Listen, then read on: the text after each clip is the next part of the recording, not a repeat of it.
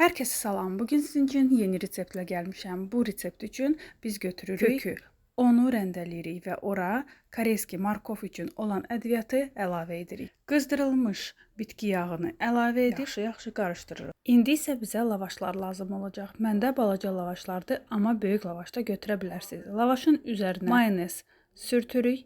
Mayonezin üstünə Holland pendiri, pendirin üstünə ürəyinizdən keçən göyərtiləri xırda-xırda doğrayıb əlavə edirik və ən sonunda korey sayağı kök əlavə edirik və bunları 3 təkrar edirik. Rulet şəklində bunu bükürük və bir qaba qoyub bunu rulet kimi doğrayırıq.